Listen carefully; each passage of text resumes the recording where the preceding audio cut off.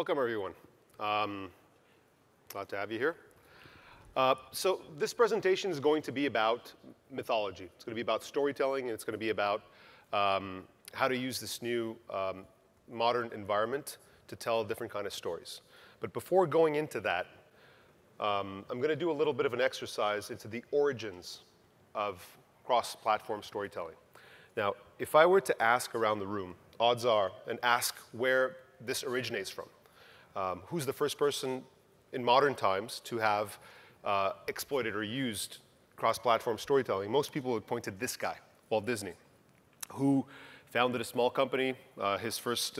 He had a dream of turning animation into an actual market, and he envisioned something that looked like that. If you look at Walt Disney cross-platform or transmedia storytelling, you'll get this chart, which he actually created in 1957.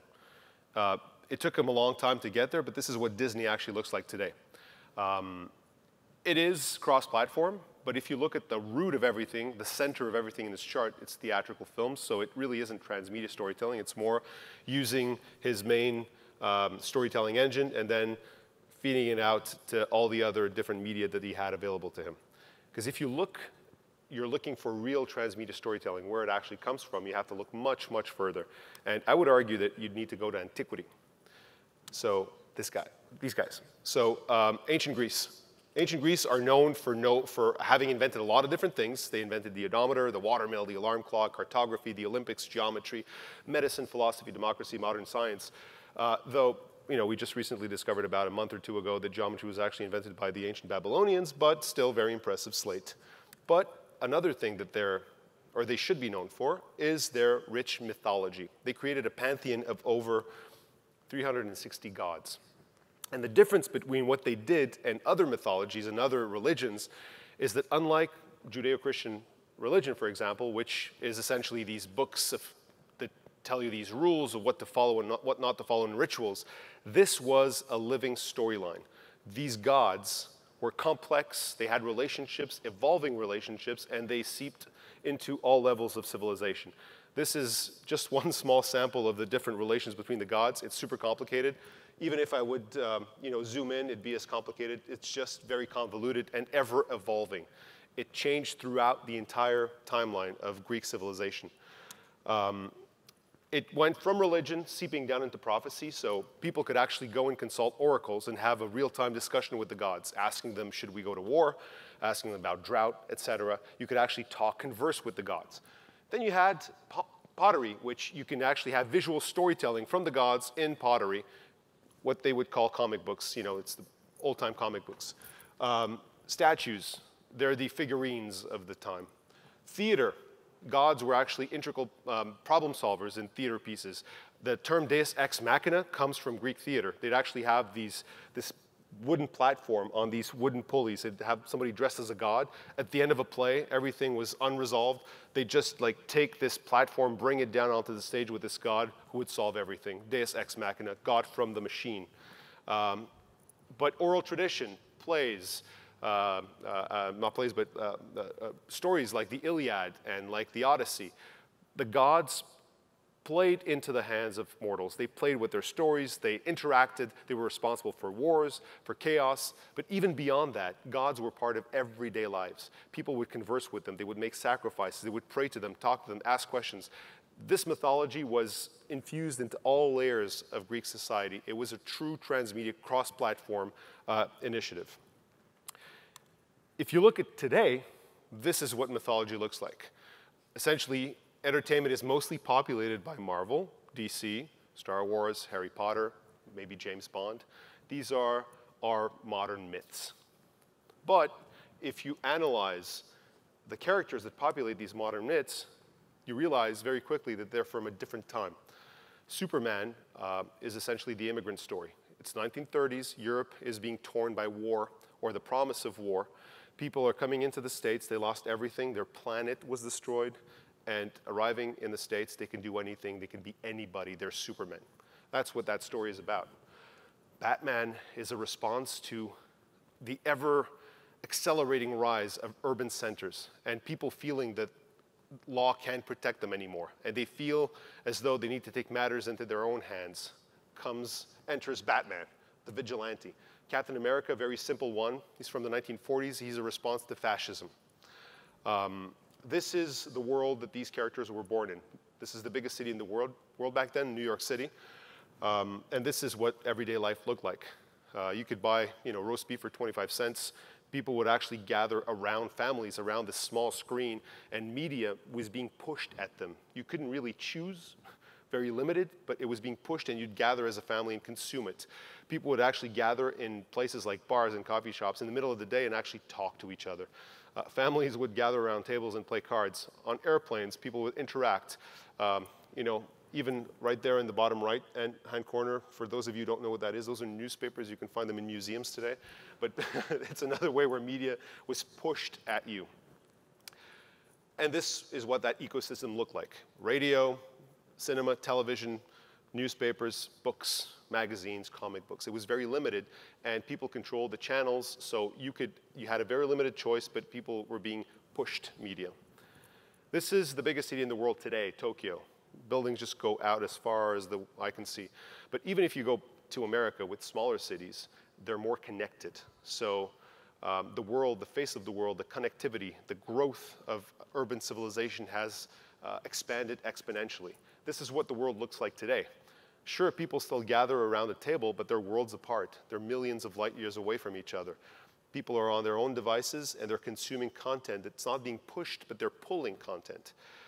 And this is, it transcends all layers and all strats of society. If we're to look at the media landscape today, it looks a little bit more like this. You have all these different size screens, from cinema to watch. And then you have these devices that allow you to access platforms. You still have print, like newspapers, magazines, comic books, and books, but they're becoming marginal because they're unique. You can't access more content from them. They're finite. So people are switching to stuff like iPads or ebooks to be able to pull their own content. And where do they pull them from? From these guys, these new conglomerates, these new platforms that are essentially vending machines that allow people to choose their own unique content. So that's what the world looks like today. People still gather around, but people are pulling their own content, and they're enjoying content that's unique to them because they're selecting it. So if the world looks like this today, and if content looks like that today, why are we still creating it like we used to create it in the 30s? Not only our characters, but the way we create content is remained relatively unchanged at its core. So this is what Reflector is about. We're a new company that's dedicated to creating, producing, distributing high-quality entertainment content, but we're not a film, TV, game, print company. What we do is Storyworlds. We do mythology. First and foremost, that's what we want to do. We want to engage audiences directly with mythologies rather than thinking about the content. So this is what it looks like. We think of the story world, and then for each unique story world, we have a different ecosystem of media that we attach to it. So for content X, maybe a film, a comic book, a podcast series would work. But for another one, maybe there's a VR experience, there's another kind of game, there's a film, and there's a comic book series. It really depends on the unique IP and the unique story world and what that story world calls for. We also focus on streamlined production methods because as we see a growth of spending, more and more bigger and bigger productions, you see a equivalent, reversely proportionate decrease in creativity. Because as you spend more money, you risk less because you want to make sure you bring it back. So that's one thing that we're looking at. We're looking at lowering the cost so that you can take risks. Second of all, when you have all the money in the world, you don't do anything creative. Take Star Wars, for example. It's an easy example. Trilogy 1 versus Trilogy 2. Lucas had about $10 million, which was, granted, more money back then, but still $10 million. It's still quite low to produce a Star Wars, the first one. So what does he do? He flies to Tunisia. He finds Coptic houses that most people haven't seen, those rounded houses in Tatooine. He sticks a piece of metal in the ground, calls it a moisture evaporator, puts 2 stars in the sky. Boom, Tatooine, it's believable. It holds up today. Give this guy, the same guy, all the money in the world, and he creates these giant Italian palazzos with, mile-high waterfalls that look like the cover of every single science fiction novel since the 1950s. The truth of the matter is we're optimizers as a species. That's what we are, humans. If you're given the same set of parameters, most people are going to come up with the same solution. It's only when that doesn't work because either you can't do it because of budget or somebody else did it before you that you're forced to do something different. So constraint helps creativity. Cross-platform creative talent. You saw that wheel. Now, a lot of films today, Marvel, Lucasfilm, they will create a main film and then they'll have a comic book and a toy line and all that stuff, right? But typically, the way it's done is it's ancillary. So they create the film, that's what they care about. And then they license out the other stuff, and it's just usually redundant. So most books from films are the same story as the film, but reduced to a book format, which is not necessarily good. A good film doesn't necessarily make a good book, vice versa. For games, whatever, it's just not the same medium. What we're talking about is populating that wheel with top-level talent from all of these different industries, sitting them down around the table. Now you start getting chemistry happening because somebody from the comic book world might be a fan of the guy from the film world. And because he's from a different industry, maybe he's bringing something new to the mix. Much in the same way that somebody from, you know, if you have an author that doesn't like doing science fiction, they usually make really good science fiction novels because they don't like the genre. They'll force themselves to find something unique that they'll like, which brings something new to the genre. Same thing for these medium. It just creates an ecosystem of collaboration and novelty and respect between these creatives. It brings focus back to the actual creatives. And then we have the brain trust leadership model. This is not designed by committee, where everybody decides on, you know, a gray paste that everybody feels comfortable with. This is leaving the power with the creative, but then having a bunch of super high level, very talented creatives from different industries challenge the creative on their creation and essentially encourage them to do their best work. This is what Pixar does, and they've proven it countless times. A lot of creatives that work at Pixar, they will say that their work there was probably the most grueling thing they've ever done, but also the best work they've ever done. So this is what we want to do. We want to have an environment where people have a certain level of candor. They can tell each other the truth. You leave power within the hands of each creative, but you have sort of an oversight of people that are able to sometimes see those dead angles that you can't see when you become too myopic when you're working on something creative. In a nutshell, the difference is really staggering. On the one side, with the traditional model, you have content that's derived from one single medium that gets adapted into other stuff. You're diluting it. A great film becomes a good book, and then, you know, 2 generations away, it's a horrible sequel. With this, you always go back to an evolving mythology. You go back to the mythology, you have a different story cycle, a different setting, a different character. The only thing related is the actual myth, the mythology that you're building up. Every medium is treated like an acquisition channel. None of them are considered to be lesser medium, which means that fans of comic books will buy it because it's a good comic book. They'll like the story. They'll want to continue that experience. Maybe they'll watch the film and discover a whole different aspect of that world. Maybe a different time, different characters. So it really enriches rather than creating a redundant model. And then the fan base becomes part of the experience, because when you have different fans accessing the IP through different medium, different perspectives, it actually encourages conversation. Somebody sees the film, sees, wow, that's amazing, but I wonder what that means. Somebody tells them on a forum, well, you know what? If you read the comic book series, it's about that, and you get to know what the origin story behind that character is. But, you know, there's this thing that gets introduced. I'm not too sure where that's leading. Well, if you buy the novels, it's all about that evolution. So it really encourages sort of more a participation from the fan base. It's an active process rather than a reactive process. So we're having fans pull instead of pushing. And because we're lucky enough to have Neil here this week with us, we're going to invite him up to have a conversation, because he's one of these creative geniuses that's helping develop this new type of content. So it's going to be really very conversational. It's just that I feel that this was very theoretical. This becomes more practical and more of a conversation. Right. And then we can even afterwards, if we have a little bit of time, go into some questions. So, as technology is ever expanding, and you have new ways of not only producing content, but distributing it. Is this affecting the way that you're telling your stories?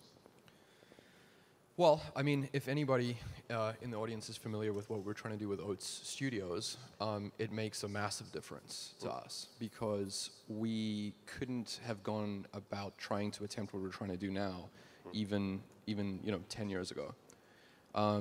So having the ability to have access to distribution for us and being able to just get ideas out in front of people is basically the core fundamental thing that defines what we're attempting to do. So I think technological advancement in primarily breaking down how traditional studios control the distribution method is a massive opening of opportunity. That's the biggest thing.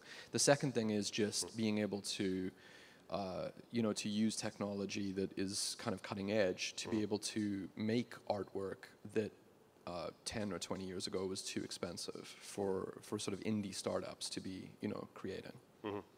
So what we're getting as a result, if all of this starts building up, is an influx of new content.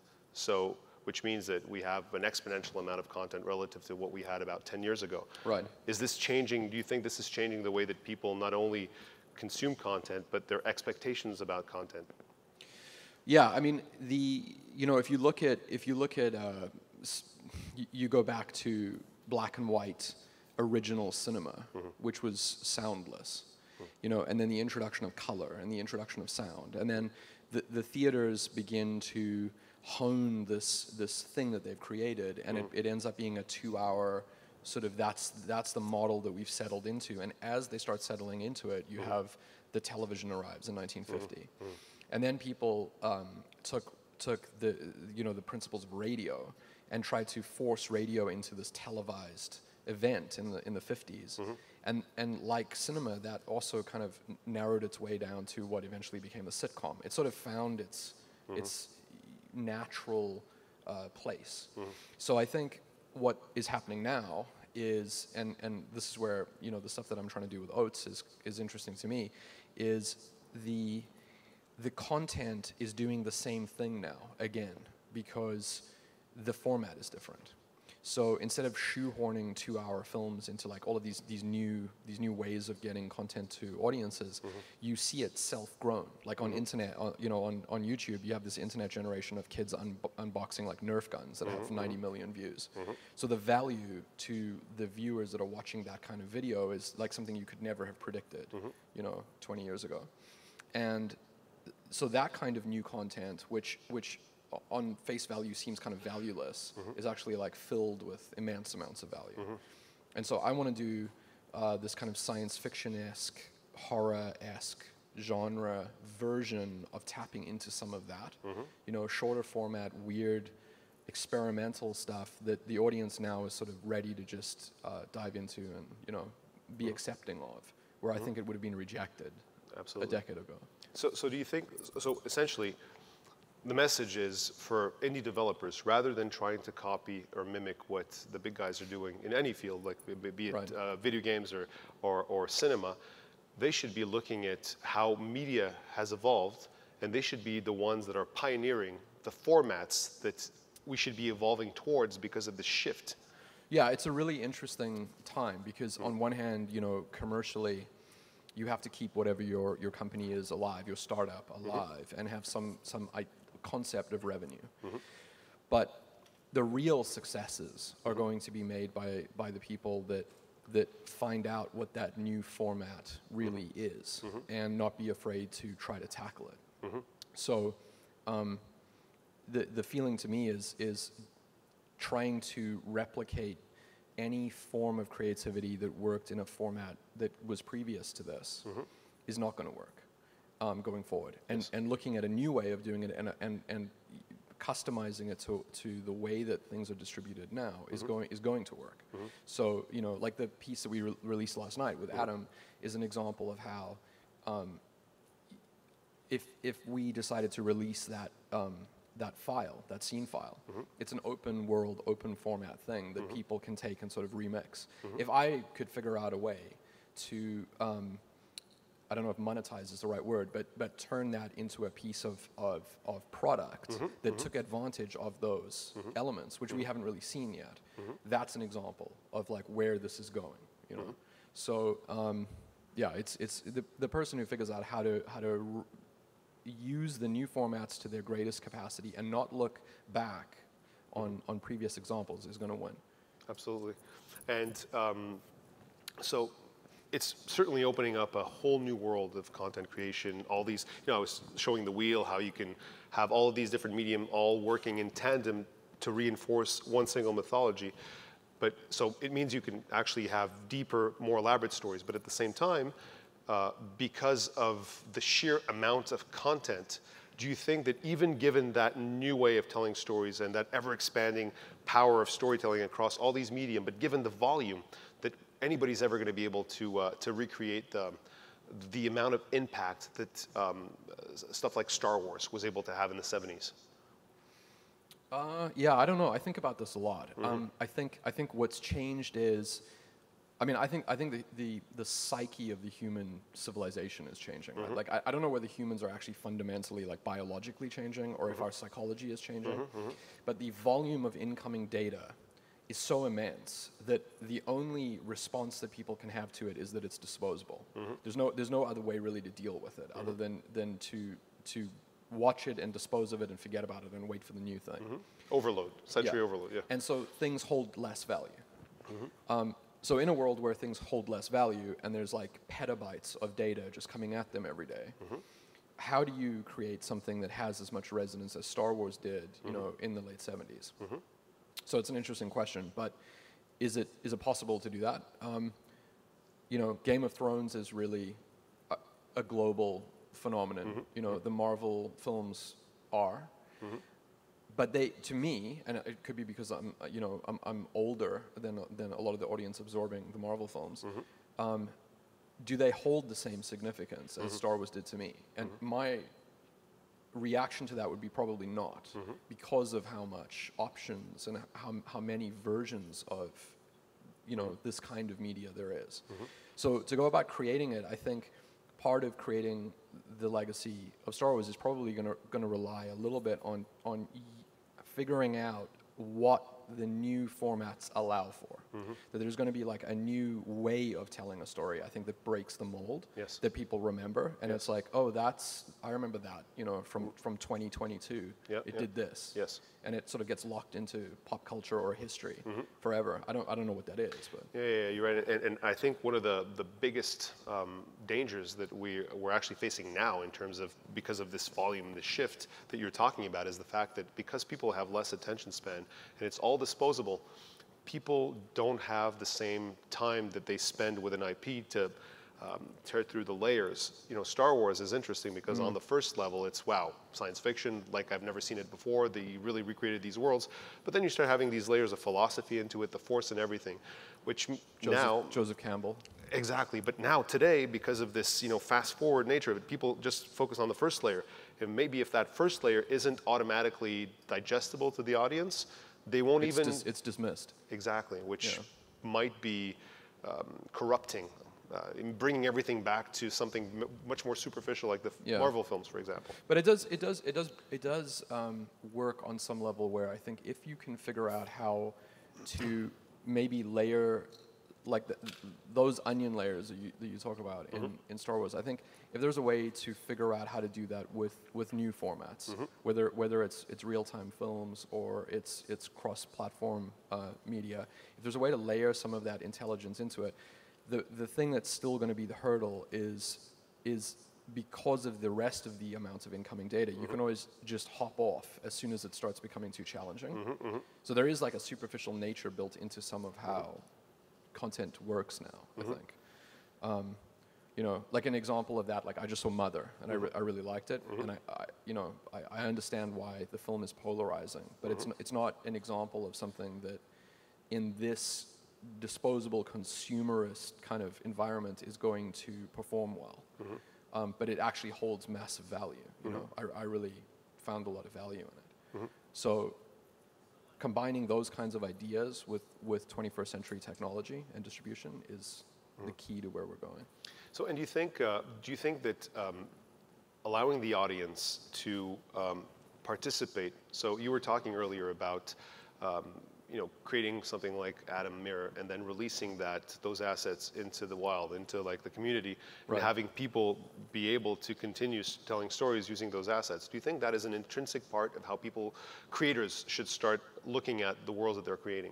Should it become a canvas for people to... Well, see, that's the thing. I'm not sure that people, if we released all the assets, right, to Atom, I don't know what percentage of people would actually take them and start telling their own stories. I feel like it would be, decimal points. Yeah. It would be an incredibly low number of people.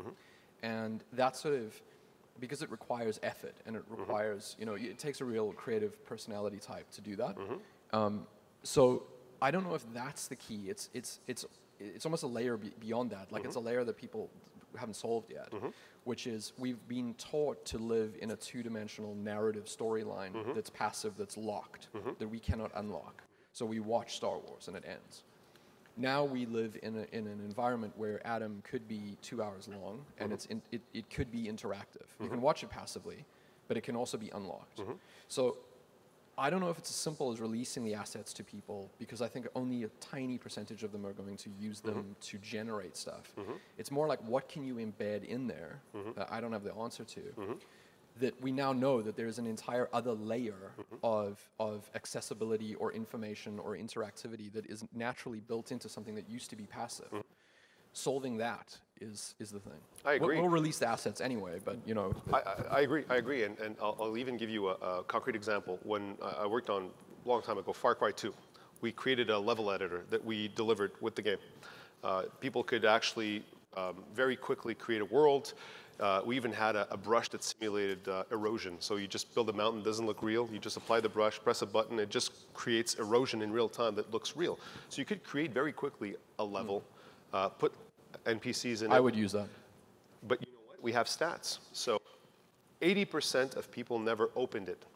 On the 20% of people that actually opened it, 20% got beyond 5 minutes. Yeah. Of those 20%, of the 20% that went beyond 5 minutes, 20% of them actually used it and recurringly. So that's the statistic. And those numbers and everything we've done, like back in the day at Ubisoft, they kept coming back, 20 of 20 of 20. That's the statistic. The decimal points that you're talking about, it's a real measurable audience. But I agree with you. What you need to do is create a way where you do release the assets, but and that's cool for the creators, but then you need to find a way for the rest of the people that feel like they're participating in the development of the universe without necessarily having to create anything in your sense of the way. It can't be effort. Yeah. It has to be feeding and entertainment. Something that you're looking for as escapism that isn't effort. Someone will unlock that. Absolutely. So I think we're running out of time. So maybe we can take 1 or 2 questions just to end the session, and afterwards, if there's none, you guys can leave.